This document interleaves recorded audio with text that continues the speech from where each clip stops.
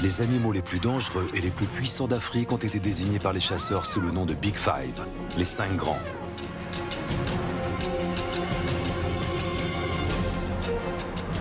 En Amérique du Sud, 5 espèces sont emblématiques de la faune sauvage.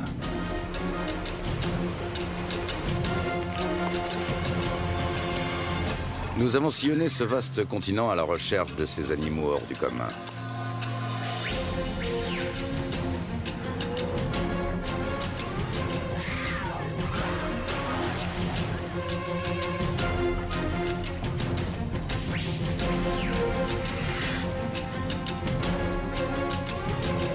Des guides expérimentés nous ont amenés jusqu'à eux pour mieux vous les faire découvrir.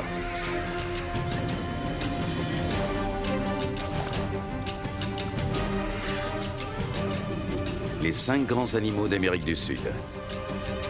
Le jaguar,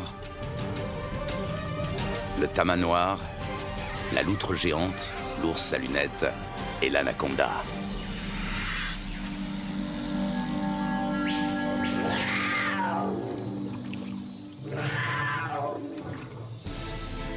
À l'époque où les safaris étaient synonymes de chasse pour quelques privilégiés, il fallait plusieurs semaines pour rallier l'Amérique du Sud depuis l'Europe. Désormais, cela prend à peine une journée en avion. Notre voyage nous emmène dans le nord du continent, vers un animal aux dimensions colossales et à la force herculéenne. La Guyane est connue pour ses eaux abondantes. C'est dans les rivières que vit l'imposante anaconda.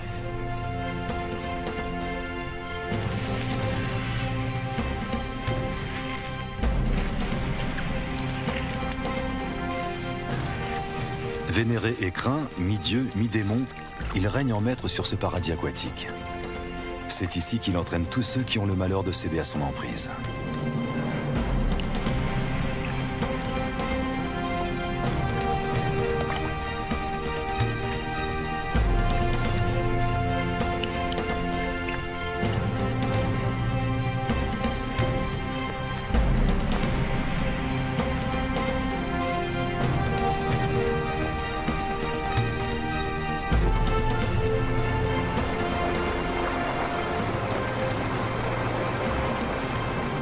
L'eau est l'élément essentiel de son habitat.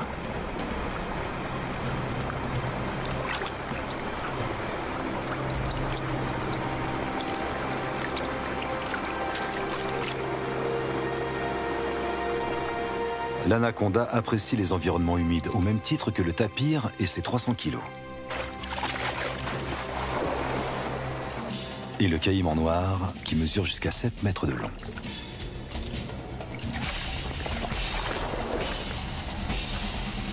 Pour les capybaras, partager le territoire des anacondas n'est pas de tout repos.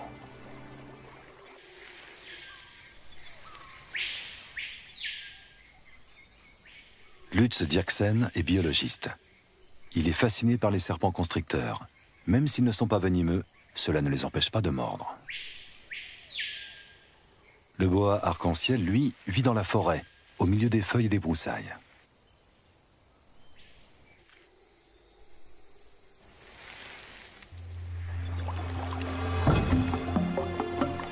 Dès 4 heures du matin, nous avons commencé à charger les 3 bateaux avant de nous mettre en route, à la recherche du grand anaconda.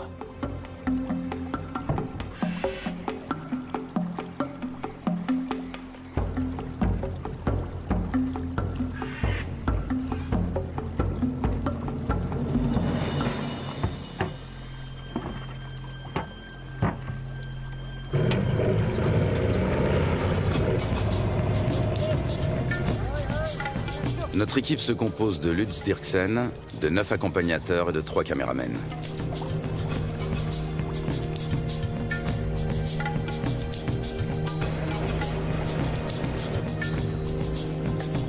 Même en pleine saison sèche, le niveau de l'eau est toujours très élevé.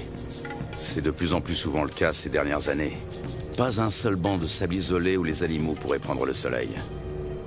Apercevoir des anacondas s'annonce difficile. Le grand anaconda, aussi appelé anaconda vert, vit à l'est des Andes, près des grands systèmes hydrologiques. On connaît bien la vie de ces serpents dans les zones marécageuses du Venezuela, les llanos.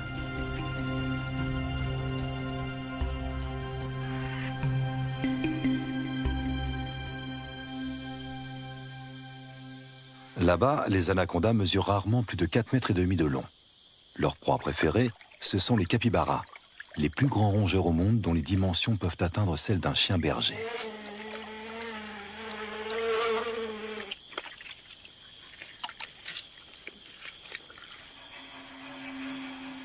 Pendant la saison sèche, la savane se transforme. Les lacs deviennent de vastes champs de boue durcie.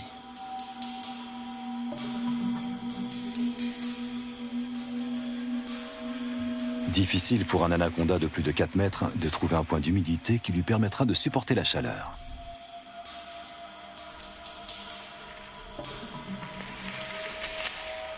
Les petits spécimens ont moins de mal à survivre.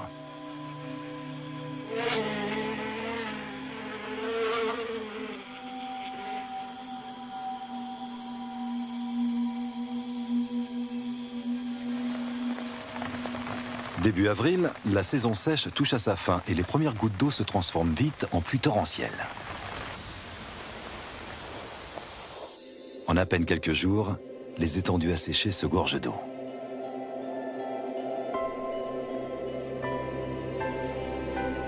L'anaconda retrouve enfin son élément de prédilection. De toutes parts, la savane verdit et renaît à la vie.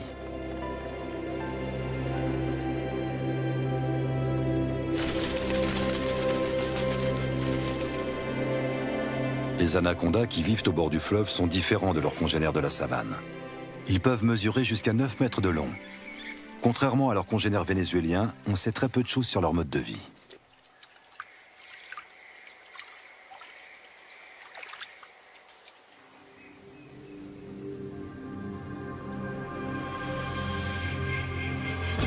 Notre première journée de voyage touche à sa fin à Riwa, le dernier village qui borde la rivière.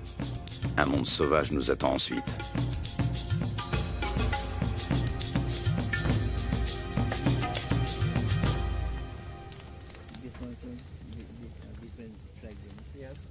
À la lueur du feu de camp, un vieux chasseur nous raconte la légende du matapi.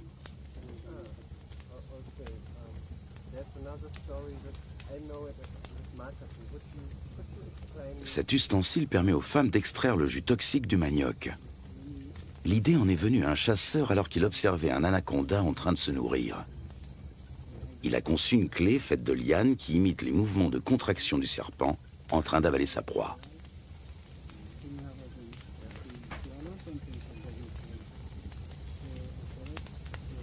Fascinant.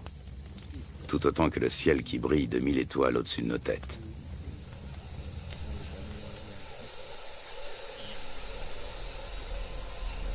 Le grand anaconda appartient à la famille des Boidae.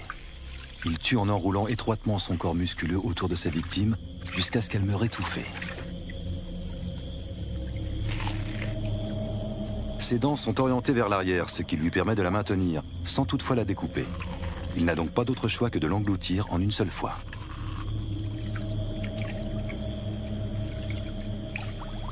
Sa mâchoire et son corps sont capables d'une extraordinaire dilatation. Comme il ne peut déglutir, il détend puis contracte ses muscles.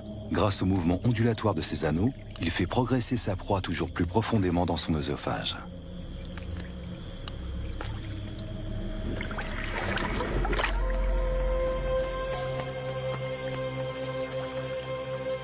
Un groupe de becs en ciseaux prend son envol dans la lumière du petit matin.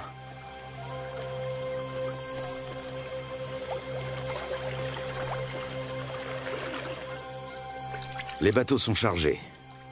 Un rapide petit déjeuner, puis il faut repartir.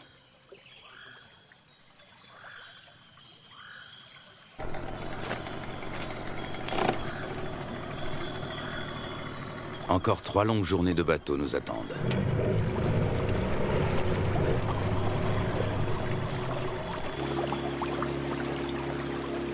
Notre objectif, un territoire inexploré situé en amont de la rivière. Il y a 2 ans, des chasseurs y ont observé des anacondas de plus de 6 mètres de long. Lutz Dirksen a l'intention de remonter cette piste. Il souhaite également réaliser la cartographie des espèces que l'on peut rencontrer dans la région.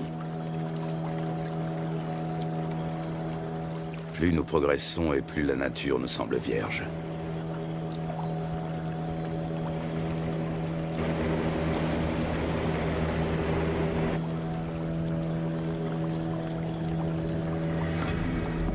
Avec un tel niveau d'eau, les caïmans noirs ont bien du mal à trouver un endroit où se prélasser. Les plus gros spécimens, eux, ont trouvé leur place au soleil.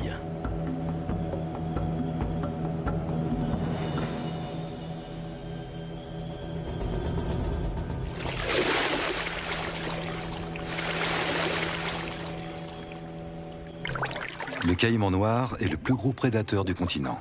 Ses mensurations, 7 mètres de long pour 100 kilos. Des écailles viennent agrémenter sa tête et son dos.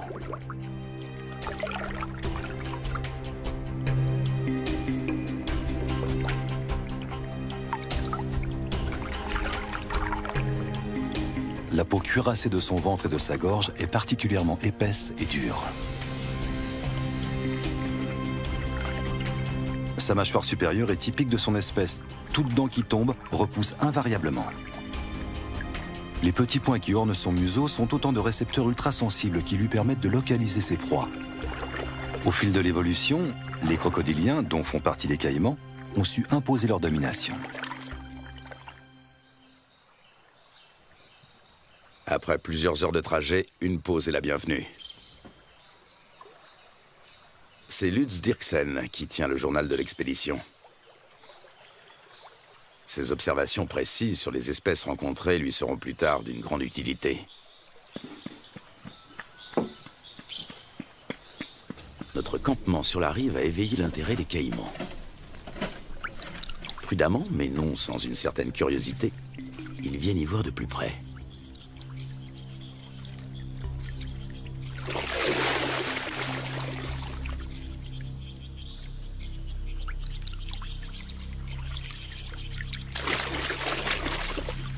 Une mesure d'intimidation s'impose.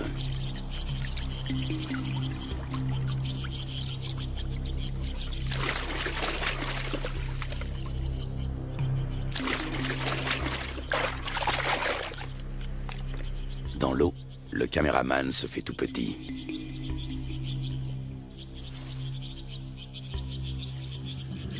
La bête est encore loin. Comment l'attirer sur un banc de sable pour mieux l'observer? La prudence est de mise. Le caïman commence par suivre le comportement des vautours. Une fois sûr qu'aucun danger ne menace, il vient récupérer les restes de repas que nous avons disposés en guise d'appât.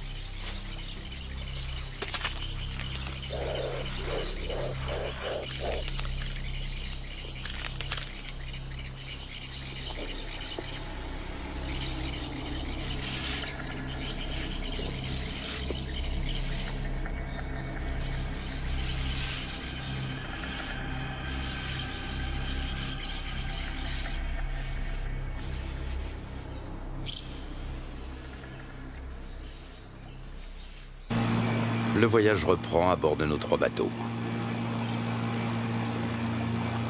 Dans ce virage, la rivière a creusé une profonde entaille dans la berge et coule désormais tout droit. Des vestiges de l'ancienne berge se dressent encore au milieu du courant qui se renforce. Les moteurs des bateaux sont soumis à rude épreuve. Les limites des rivières sauvages varient souvent, formant de multiples bras morts et des étangs.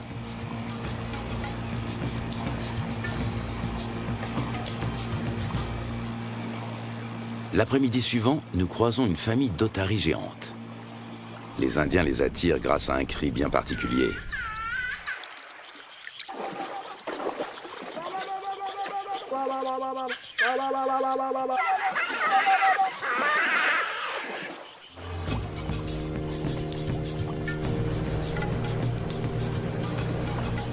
Nous touchons enfin au but. Il ne peut s'agir que de l'endroit dont les chasseurs ont parlé. C'est ici que nous allons nous établir pour partir à la recherche des grands anacondas. Nous remontons notre équipement aussi loin que possible de la rivière. Par temps de pluie, les eaux peuvent monter très vite.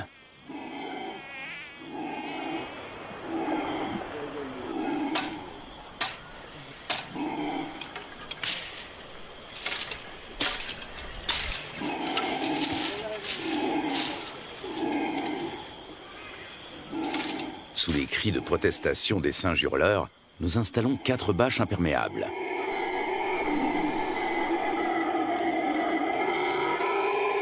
Une bâche pour la cuisine.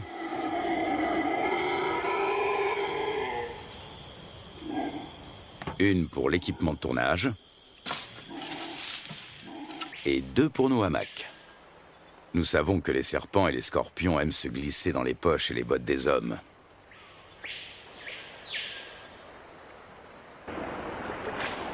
Du poisson frais vient compléter nos rations de riz, de pâtes et de haricots.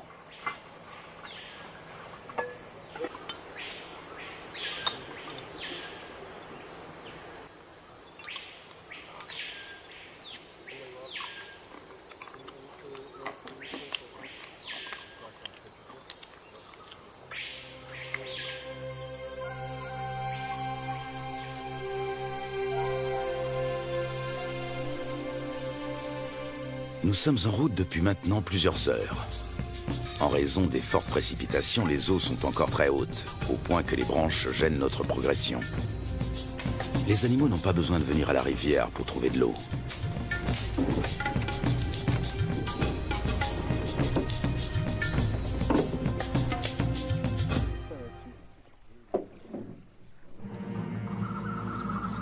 Durant la saison des pluies, les anacondas suivent l'eau jusque dans la forêt.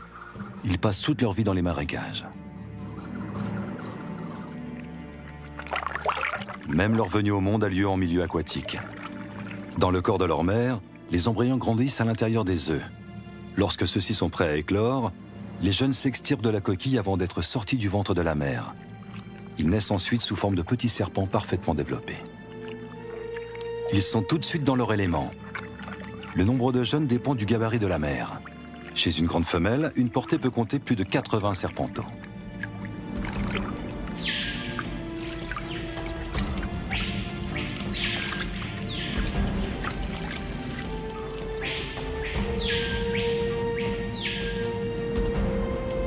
Selon les légendes indiennes, les petits dévoreraient leur mère.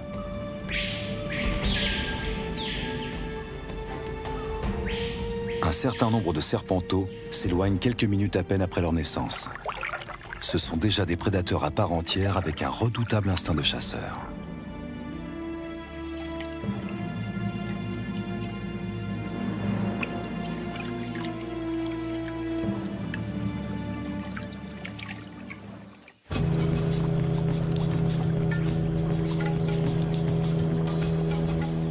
Pour son bain de soleil, cette iguane a choisi une souche d'arbre.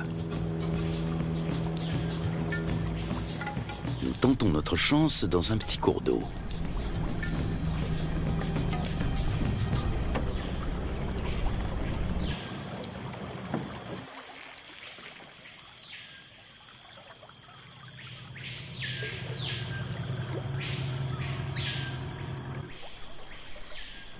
Aux aguets, notre capitaine a repéré un mouvement et attrapé le responsable.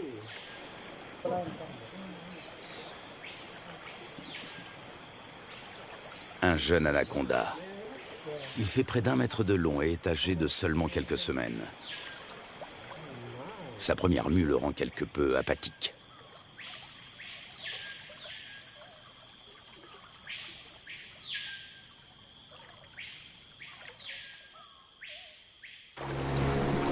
De retour à bord du bateau, le soleil se fait brûlant.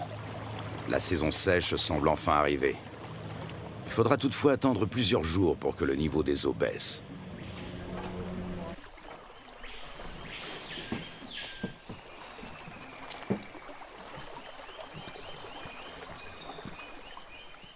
Pour se frayer un chemin sans machette, il faut suivre les pistes régulièrement empruntées par les animaux.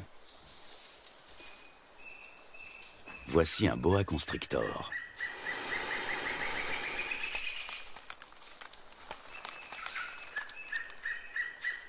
Nous sommes trop grands pour lui servir de proie, mais cela ne l'empêche pas d'essayer de nous intimider. Lutz Dirksen connaît bien le comportement des serpents. D'une main experte, il attrape doucement mais fermement l'animal derrière la tête. Le boa constrictor est un cousin terrestre de l'anaconda. Celui-ci mesure près de 3 mètres. Il s'agit clairement d'une femelle.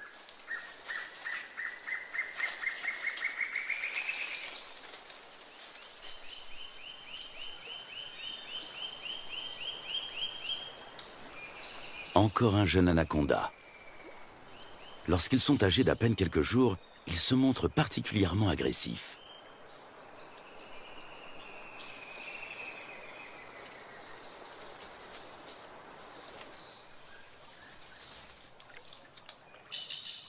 De retour au camp, Lutz Dirksen complète son journal.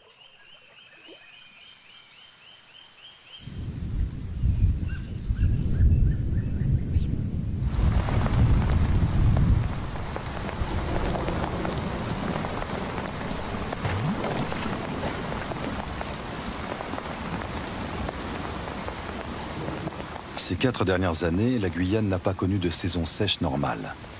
Le manioc a même pourri sur pied. À l'origine de cela, les phénomènes météorologiques tels que la Niña et le réchauffement climatique.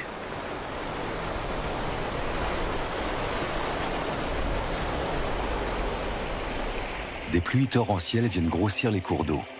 En quelques heures à peine, le niveau peut monter de plusieurs mètres.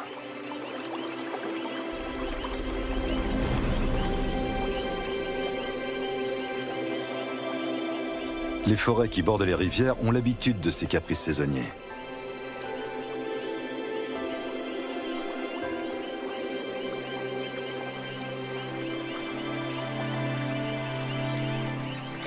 Les caïmans suivent eux aussi l'eau dans la forêt.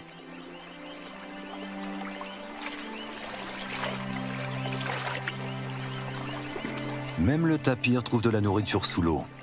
En plus des fruits et des feuilles, il est friand de plantes aquatiques. Il faut dire que dans l'ombre des sous-bois, ce gros ongulé peine à trouver de quoi se nourrir correctement.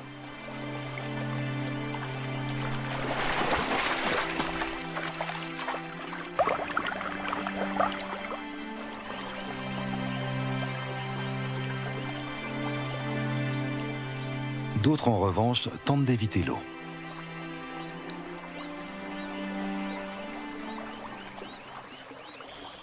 Au beau milieu de la nuit, le niveau d'eau a encore subitement monté de plus de 3 mètres.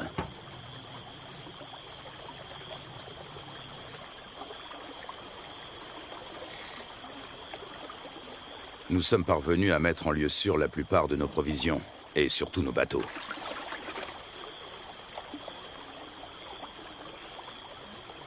Il faut dresser maintenant le bilan des dommages.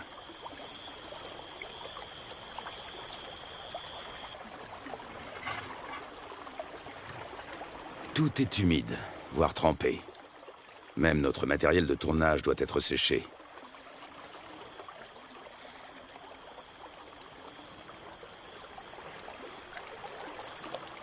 Continuer ou faire demi-tour? Telle est la question.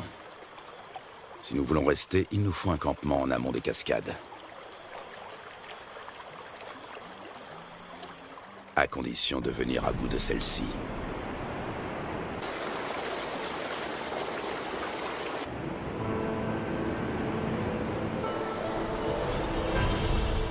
Rapides et cataractes sont fréquents en Guyane. Ils forment un habitat aquatique à part.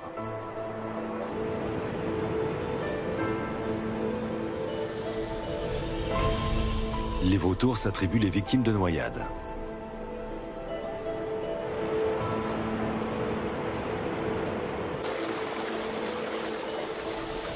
Dans les zones plus paisibles, les hérons se régalent d'escargots et de petits poissons.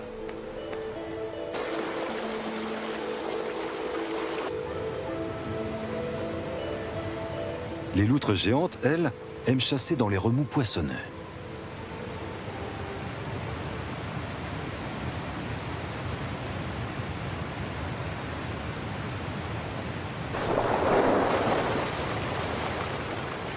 C'est là également que l'oiseau serpent vient pêcher de petits silures. Nous sommes sur le territoire du jacara, la seule espèce de caïman qui évolue dans ces eaux torrentielles. Il est nettement plus petit que le caïman noir.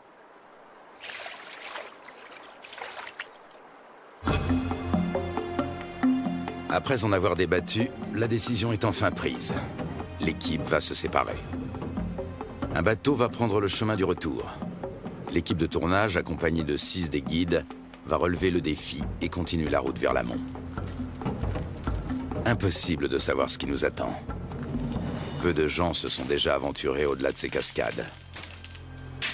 Pour y parvenir, il nous faut des troncs d'arbres. Ils vont nous servir à faire avancer les bateaux tout en protégeant leurs coques. Chacun d'entre eux pèse près de 300 kilos.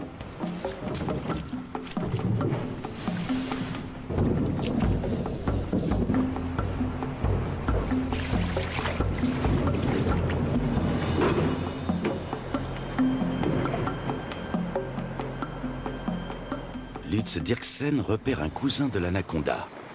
Il s'agit d'un Corallus hortulanus qui vit dans les arbres.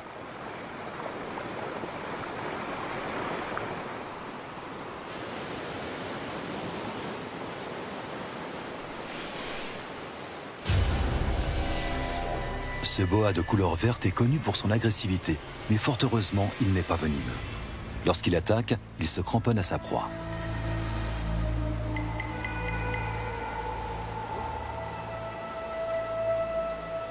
Au niveau de sa lèvre supérieure, on distingue ses fossettes sensorielles. Il s'agit de détecteurs de chaleur qui l'aident à repérer ses victimes, même de nuit.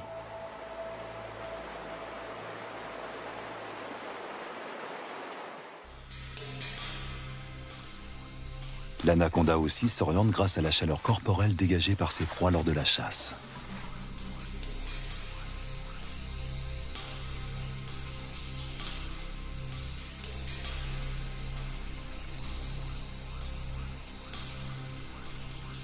Peut-être distingue-t-il le paca comme à travers une caméra infrarouge.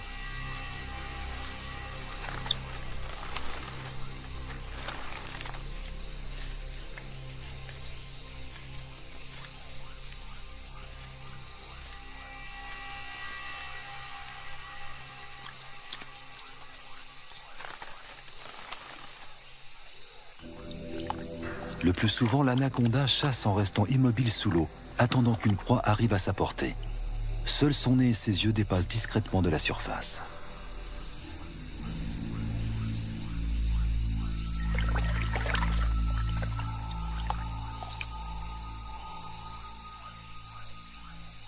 Avec sa langue fourchue, il détecte la moindre odeur.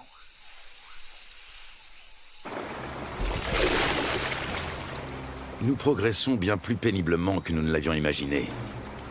À la cascade succèdent des rapides, puis une nouvelle cataracte, puis encore des rapides. Impossible de naviguer, il y a trop de rochers sous l'eau. Le doute commence à s'installer.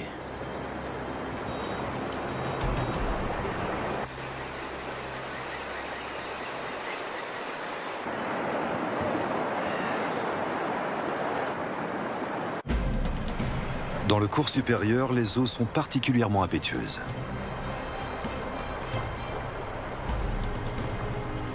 Jalonnés d'îlots et de rochers, de nombreux rapides se frayent un chemin à travers la contrée sauvage.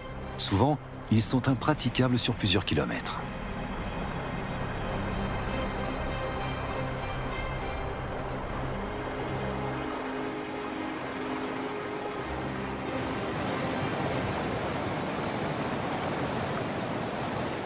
Les jacaras ont compris que les poissons leur tombent directement dans la gueule pour peu qu'ils se placent au bon endroit.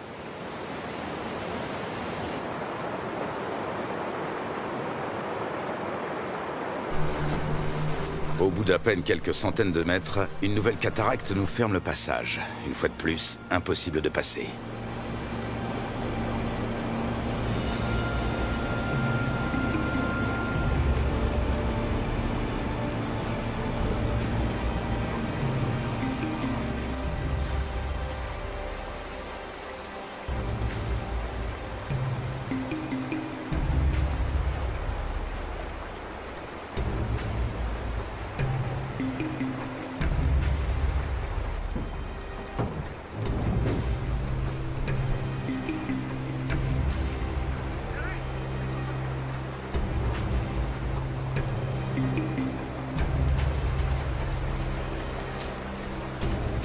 Nous progressons lentement. Souvent, la voie se referme et il faut rebrousser chemin pour tenter notre chance dans un nouveau bras.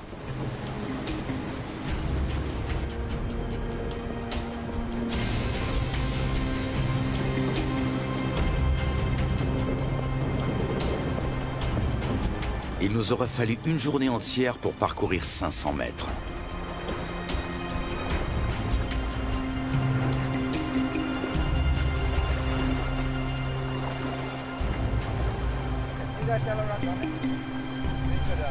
Alors que nous nous apprêtons à renoncer, le fleuve change de visage pour redevenir enfin navigable.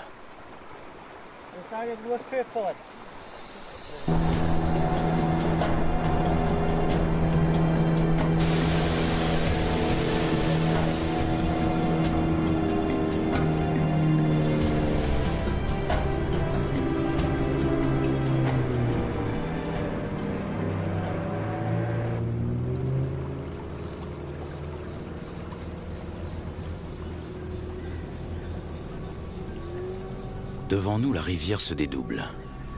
Un monde intact nous attend.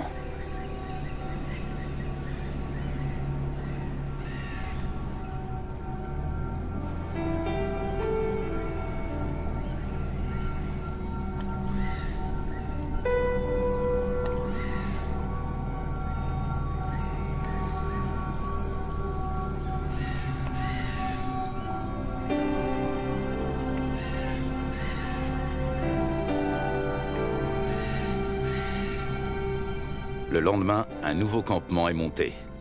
Cette fois, nous espérons être à l'abri des eaux.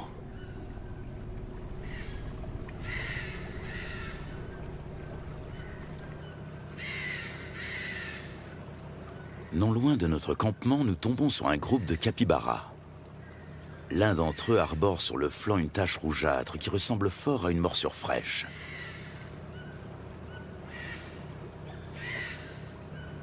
Les rongeurs ne semblent pas gênés par notre présence. Ailleurs, ils se montrent plus farouches. Ici, ils ne redoutent que le jaguar et l'anaconda. Et puis, au milieu d'un enchevêtrement de branches, il est là, immobile. Il a pourtant perçu notre présence depuis un bon moment.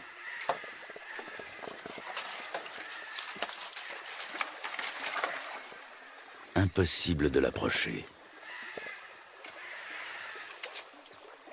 Mais Lutz Dirksen sait que l'anaconda n'est pas du genre à fuir bien loin. Il retente sa chance. Une prise solide au niveau de la tête, une autre à l'endroit le plus large du corps, et le serpent ne peut plus lui échapper.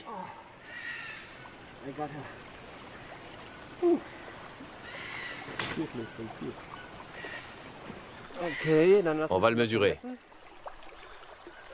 Lutz Dirksen fait de la recherche fondamentale. Il réunit des informations sur la taille, la couleur et la répartition des serpents. Il est l'un des plus grands experts de l'anaconda. Personne n'a jamais examiné d'aussi près ce spécimen aquatique.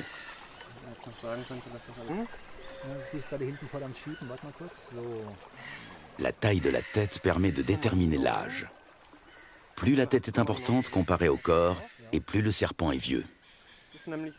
À présent, Lutz va déterminer son sexe.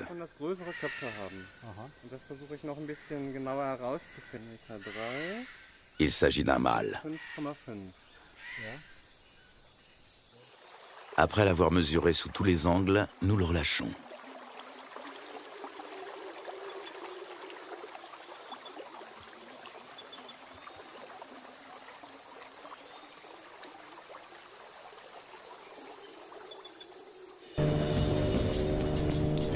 Les jours suivants, notre quête d'un spécimen de grande taille se poursuit.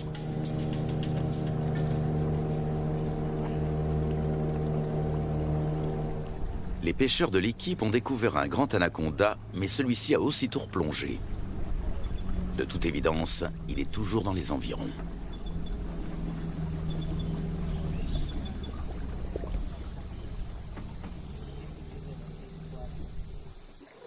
Nous décidons de passer le coin au peigne fin.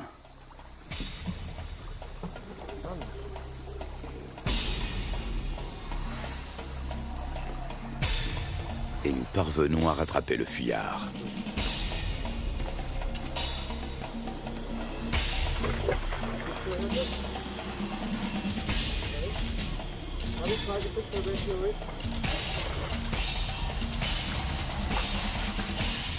Ce serpent va à son tour être mesuré.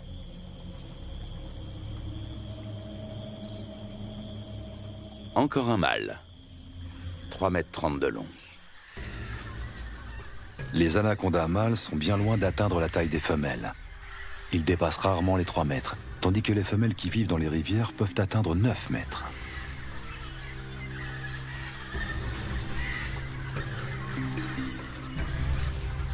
Les mâles trouvent les femelles prêtes à l'accouplement en suivant les phéromones qu'elles émettent.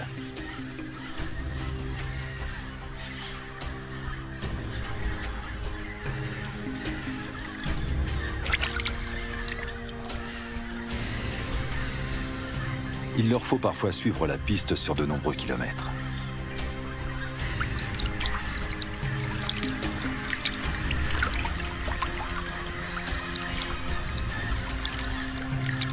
Il arrive que plus d'une douzaine de mâles s'enroulent autour d'une même femelle.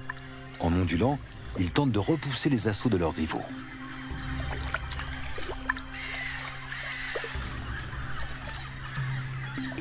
La femelle s'accouple ainsi avec plusieurs mâles.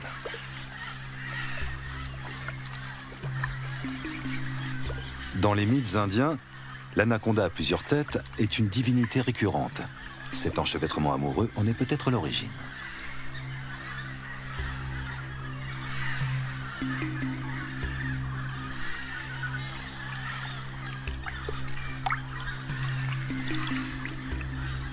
L'accouplement peut durer jusqu'à 4 semaines.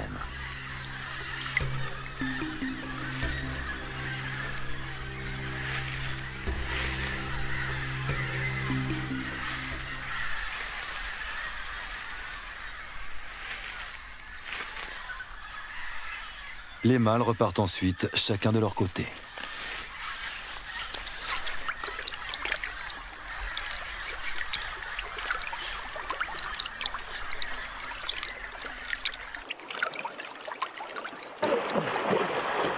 Soudain, nous faisons une découverte de taille. Un serpent géant tout près de la rive.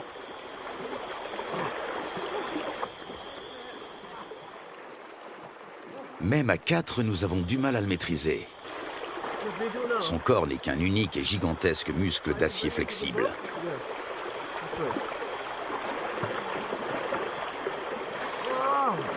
Il doit avoisiner les 200 kilos.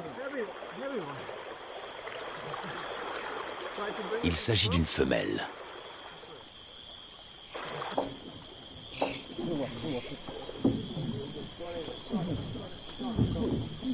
Sur la berge, nous pouvons la mesurer en toute tranquillité.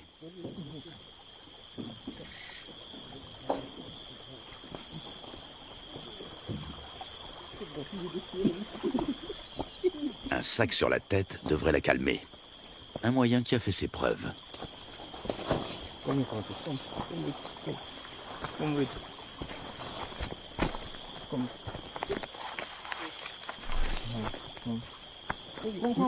Nous parvenons à la ramener à terre sans trop de résistance. Avec sa taille, elle ne connaît plus aucun prédateur naturel.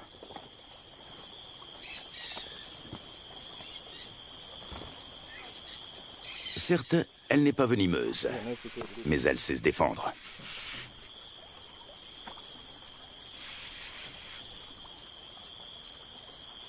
Tenez-la, pendant que je mesure. Une telle géante peut infliger de graves blessures. Une fois refermées sur leur proie, ces mâchoires ne se rouvrent pas facilement. Solides, acérées et orientées vers l'arrière, ses dents sont de véritables crochets. On distingue parfaitement sa trachée située à l'avant de la gueule.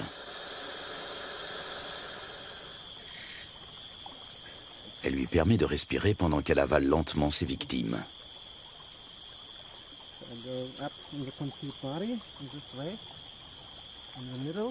L'anaconda fait jouer ses muscles. Difficile de prendre ses mesures.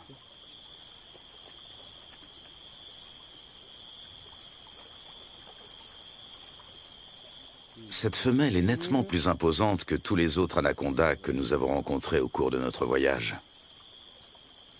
Lutz doit s'y reprendre à plusieurs reprises.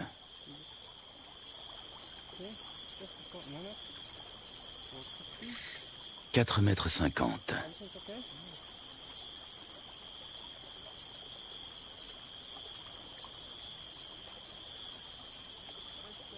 5,70 m.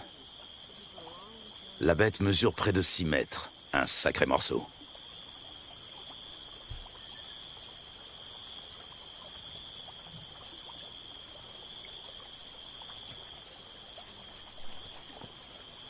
Lutz mesure la circonférence de son corps à l'endroit le plus fort.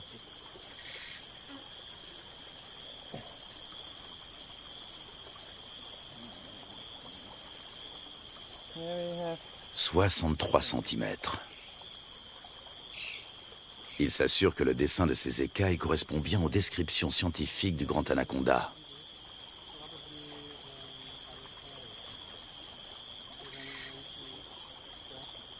Ces plaies proviennent d'un marsupial. Il arrive que l'anaconda se blesse pendant qu'il étouffe ses victimes. Même les capybaras, les principales proies de l'animal, se défendent âprement. La chasse est risquée, même pour un grand anaconda.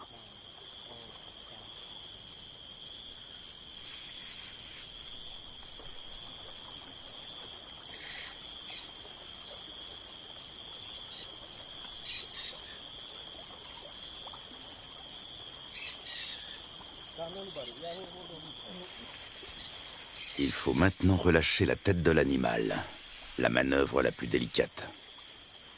Lorsque le serpent retrouve sa vision, il vaut mieux être déjà loin.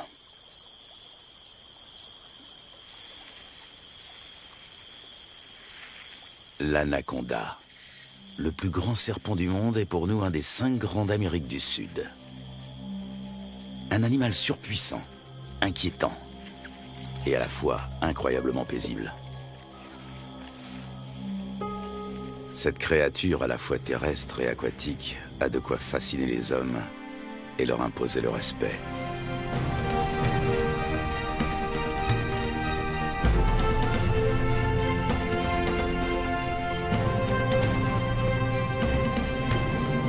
Et demain, une autre rencontre pleine de magie nous attend avec le jaguar, roi de la jungle amazonienne et dieu pour bien des tribus encore. Mais pour l'heure, il y a l'actualité vue par Arte Journal.